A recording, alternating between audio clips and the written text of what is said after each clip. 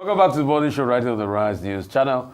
Morocco is set to host Afis 2024, uniting African finance leaders in Casablanca to advance Pan-African collaboration for economic growth. The African Financial Industry Summit, Afis, an influential gathering aimed at strengthening Africa's financial ecosystem, will be hosted in December 9 to 10 in Casablanca, Morocco, convening over 1,000 leaders in finance, including policymakers, regulators, top executives, to address structural reforms essential for boosting resilience and enhancing financing across the African economies. Joining us now is Amir Ben Yahmed, Chief Executive Officer of Afis. Great to have you, and it's good to see you again, with all of this great work you've been doing with Afis and all the great and lovely initiative. The theme of this year is a new era, time to mobilize African financial power. It's both ambitious and significant. It's got implications. How does this reflect in the financial landscape across Africa as we speak today? Thank you for the invitation. It's great to be here, as usual. The theme of this year speaks to both the challenges. We have a currently very difficult credit market. We have currency challenges. We have banks, international banks that have left. Most of the international banks have left our continent. And we have, in general, a very complicated global macro and political environment. So these are part of the challenge. But on this edition, we really would like to speak about the opportunities, hence the title, A New Era, Time to Mobilize Africa's Financial Power, because it's really a call for African financial leaders to modernize our industry, to give us the financing clout we need to gain economic sovereignty, and to talk about all the issues that are currently have obstacles to enable us to reach that target, among which we will talk about some of the key issues, working on interoperability between African countries, strengthening capital requirements to push for consolidation, creating more financial product to facilitate financial inclusion, and to push for better collaboration regarding trade, regarding capital markets. These are some of the issues that we need to collectively address to make the African financial industry a powerhouse and a strong actor in the financial order. That's going to be the main subject of this third edition. Fantastic. Of course, several conversations are going to be had, and one of the flagship panels at Afis will focus on African sovereign debt. So what can we expect from this session?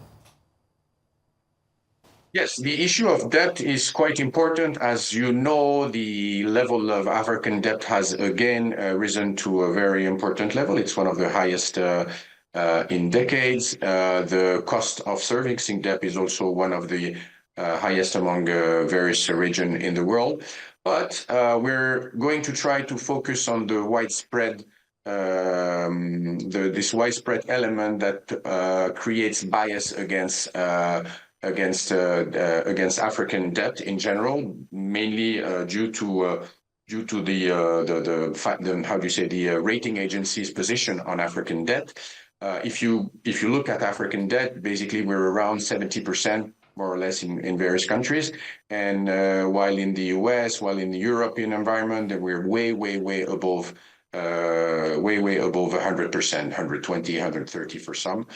So the question is not so much the level of debt. Of course, it's partly an issue, but it's also the cost of financing. There is a bias against Africa, where Africa is paying, in average, its debt around 10 to 12%, which is 2, 3, 4, 6 times higher than other regions, whether it's in Asia or South America. So we consider this issue of a bias against the African risk a real discussion that we need to push on the international market. Everybody is familiar with the various bankruptcies that Argentina has been through, and Argentina has probably a cost of borrowing that is twice, I mean, half what is Africa going through. So this is one of the main topic that we need to address, how we can lower this cost of financing. We have had a UN study that has assessed the cost of added risk in Africa at $17 billion. So that's the main issue, and we will have several panelists who will be addressing this situation that needs a collective stance again from Africa to go on the international conferences to be able to have a main argument to try to correct that situation. Well, in recent years, we seem to have witnessed the gradual retreat of European banking groups from the African banking sector. How should we interpret this gradual exodus? And is it an opportunity for the emergence and strengthening of new African banking players at a time when there's just a lot happening geopolitically? Yes, of course we will, but we will have to address or to assess the reasons why international banks have considered the African markets not as the opportunity that they once thought it was. So that's a very important situation, but we know the international situation is very complicated for most of them. But the way we need to see it is to see this as a formidable opportunity for public and private sector, African private sector players to build up for the future and to build strong group, to scale up their operations, to improve their efficiency, to create real African global players, so that they are going to be in the future be able to replace international bank to in the role that they usually did, meaning work on trade, financing infrastructure, being here for the financing of governments, of corporations. So this trend has already started. As we know, there are some really strong players. We're going to host the event, of course, in Morocco. They have some of the largest bank in the country, but in all of the we'll have plenty of players from Nigeria. We'll have the Access Bank, First Bank. All of these companies have already started to strengthen their operations and see how they can be bigger continental players. That's the main focus of the discussion. So we definitely are going to see this as an opportunity. I hope also the meeting will be a great opportunity for these various senior executives from the financial industry to get together and get this ongoing conversation that might lead sometimes to a tie-up. I would love to see a Nigerian bank discuss with American bank how they can sometimes either get a joint operation, or why not having people create cross-shareholding investments. So that's the most important thing. We need to build big African groups. We need to build groups that will help tackle market fragmentation all over Africa. And that's one of the, for me, one of the most pressing urgency on the financial market. And it's true also, of course, for insurance corporations. We have big groups like Sanlam Alliance that have shown the way, and we need to push for that consolidation.